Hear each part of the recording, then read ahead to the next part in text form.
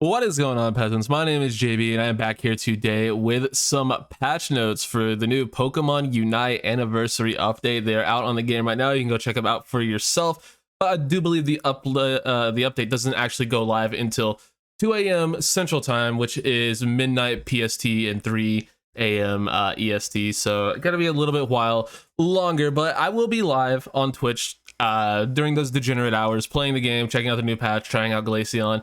And it's going to be a good time. We're also going to have just a ton of, Glaceon content coming out pretty much whenever throughout the night. I'm trying to hit that algorithm. I really want to hit 500 subs soon. So if you're new here and enjoy the content, please consider hitting that subscribe button. So let's go ahead and look at the update. So we know a little bit of this. Obviously, Glaceon will be coming out tonight and a new season has started. There's going to be a hollow that we can get. And that's pretty coll. Yeah, I'll always take a free hollowware. And there's also going to be new stuff for hitting master rank. That's pretty cool. Can't complain about that. The point system has been revamped, so you can now reach level 50. You'll love to see that. From what I hear, though, the rewards aren't anything special. Spoiler, I'm pretty sure it's just a bunch of item enhancers, which if you're already at level 40 and you've been at level 40 forever, you probably don't need them, but I guess it's cool. Maybe we'll get some new items pretty soon that'll help out with that. I kind of doubt it, but we'll see. New Pokemon boost emblem system. I could make a whole other video on that. Maybe I'll make some sort of tutorial on that if you guys want it. But yeah, I don't think it's gonna be as crazy as people are thinking, especially if everyone has access to them. I think it's just gonna take a long time to get it. And listen, you can call it pay to win if you want. I don't think it's pay to win. Maybe if they prove to be super overpowered, they are, but you can only open 30 a day, and if you're pumping money into it to get that small advantage, then I don't really consider that pay to win. But technically speaking, it probably is. That's a whole can of worms we can go down another time. Boss raids, that can be really cool if they really flesh it out and continue to improve upon that. Like, that should be a mode that's in the game always, but unfortunately, I think it's only going to be like a for a little bit thing, like the catch 'em mode. Like, that could be really cool. That could be just a really cool game mode to have. But yeah, and this is my favorite thing ever. How idling is determined has been improved. Players who only take action near the base or don't take action for a set amount of time will now be considered to be idling. Thank you, thank you, thank you, thank you, thank you. I don't care what anything else I don't care about anything else in this patch. This is the biggest part of the update. How many times have you guys had it where someone will just be standing in spawn, spamming communication, or just spamming their abilities, and they won't get -10? That happens so freaking consistently. It's absurd, and them not getting, their -10 fair play points when they should be banned on the spot for stuff like that, it was infuriating. And since it seems like they've patched that and fixed how that works, and we can actually report people for that and they'll get punished for it, that is phenomenal. I am very happy to see that. Now, the class display order improved, battle pass updates, shop updates, event changes. All right, a whole bunch of other things. Cool. Let's get into why you're here. Let's talk about the nerfs. So first and foremost, Absol had its Night Slash nerfed, and it also had Psycho Cut nerfed. So the area of effect of Night Slash has, well, okay, Night Slash was bugged. They fixed that, which is good. They fixed that bug. So there's an issue with Night Slash 1, like the first little curved hit of it, where it wouldn't hit at the max range. But it wasn't a problem on Night Slash Plus. It was only a problem with regular Night Slash. So just think, this whole time, Absol's been completely dominating the meta. It has, its early game hasn't even worked half of the time, and it's still been this dominant. So they fixed that, but they lowered the damage, and they also lowered the damage on Psycho Cut. It does still proc on all of your abilities, so you can still Psycho Cut, Unite Move, and delete someone, but the damage has been lowered. I've seen a couple Discord screenshots. It doesn't seem huge, but it's something. It's moving in the right direction. I don't think this is going to make Absol useless. But I think Absol's probably still going to be pretty good. Just hopefully not the best unquestionable Pokemon in the game. Completely broken, completely unfun to play against. Hopefully it's not that anymore. Hopefully it's something manageable and punishable. So that's all I can really hope for. I think it's still probably going to be pretty good, but we'll see. Hopefully I'm wrong. All right, Delphox. So Mystical Fire causing fixed bugs causing area of effects to occur. So they fixed Mystical Fire, fixed the bug there, and then Delphox Fire Blast causing. Okay, they fixed the bug there, and they buffed the damage to Fire Blast. That's huge because Fire Blast was already good. It's just Mystical Fire was slightly better. So if they over buffed Fire Blast, then could be in for some trouble. Fire Spin. Okay, here's my hot take. Fire Spin was not, has not, and never was the most broken crowd control move in the game. I think there are several more broken crowd control moves in the game, but I get what they are doing here. They reeled in the time it chases you, which I'll give you that. It was really annoying having it chase you forever, but that was the most annoying part of it to me. The damage, whatever, you can nerf the damage, I don't care.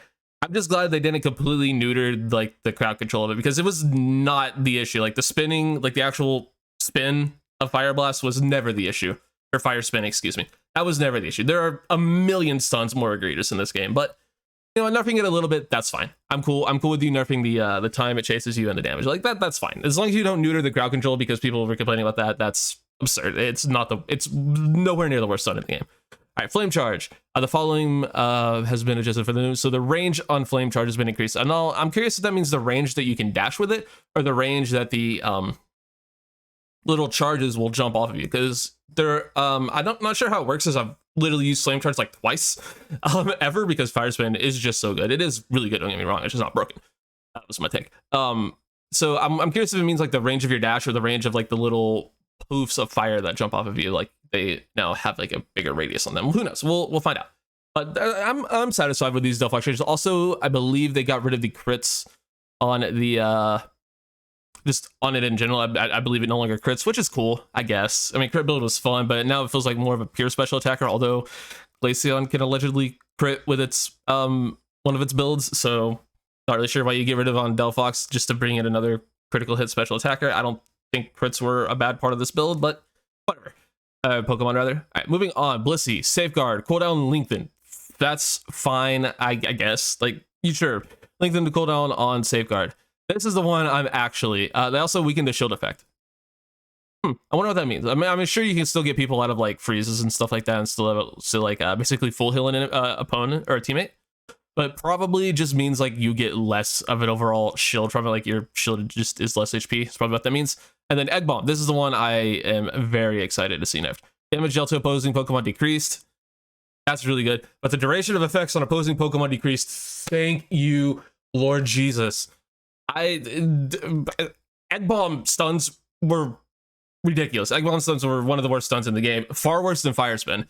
But yeah, getting rid of that, I'm very happy with. Love to see it. Well, nerfing it rather, not getting rid of it, so to speak. And then yeah, cooldown on Safeguard, sure, fine. Safeguard is really good, but yeah, just making its cooldown longer, that's probably a good thing. Just maybe try to rein in Blissey a little bit. I think it's probably still going to be incredibly good, because they didn't touch Soft Bullet, and now you can still heal for 100,000,000 damage, so hey, that's fine. They nerfed Safeguard, so I think they just made Blissey a pure healer, which kind of feels like what Blissey was supposed to do, but who am I to judge? All right, next up we have ZERAORA Discharge. Damage dealt to opposing Pokemon. I did not know about this. I knew about the Unite move change. I did not know they buffed Discharge. And they reduced its cooldown. Oh boy. Oh boy. Oh boy. Oh boy. Oh boy. Why did we do this? Oh boy.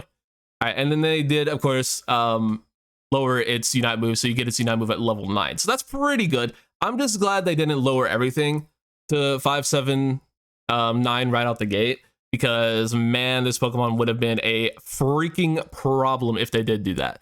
But I am very excited to see these Discharge buffs. I love Discharge ZERAORA. It's one of the best objective shreds in the game. So pair that with like a Decidueye or a Dragonite, and you can just secure a lot of objectives. So that's going to be really cool to see. I think ZERAORA is actually a really underrated laner.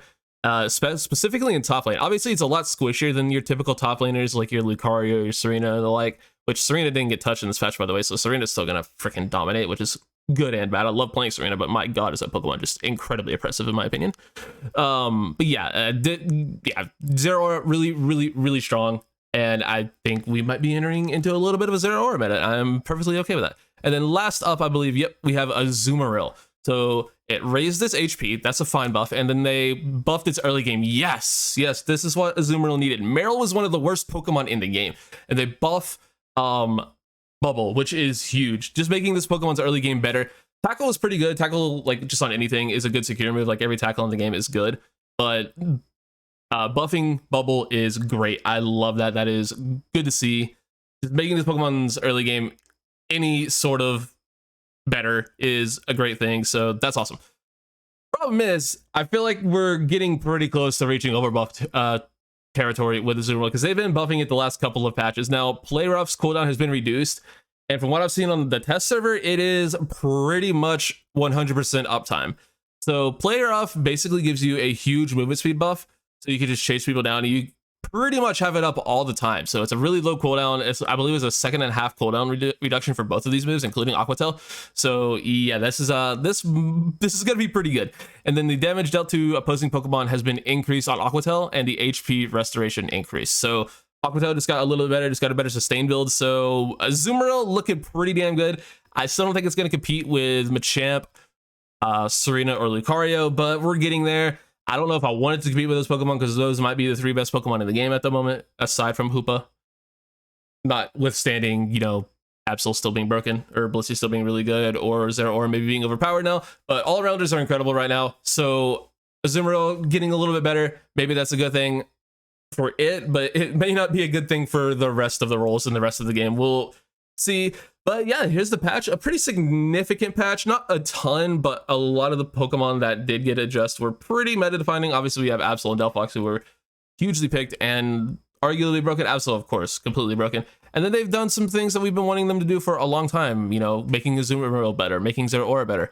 Also, Blissey. I forgot to mention, Blissey has been one of the best Pokemon in the game for a really, really long time. So trying to bring that in a little bit. So yeah, not a huge amount of changes, but looking like some pretty significant stuff. And of course, we do still have a new Pokemon releasing tonight and a lot more over the next month or so. So yeah, this is a really exciting time to be a Pokemon Unite content creator and player. So please, like I said in the beginning of the video, be sure to tune into my Twitch stream. The link will be in the description later tonight, and I will have all sorts of videos coming on. I'm going to have a first impressions video, and the Mimodies, of course, we're going to do a triple EV lane and a triple freeze lane. So check back tomorrow/tonight to check out those videos. I'll catch you guys then. Thank you so much for watching, and I'll see you in the next one. Peace.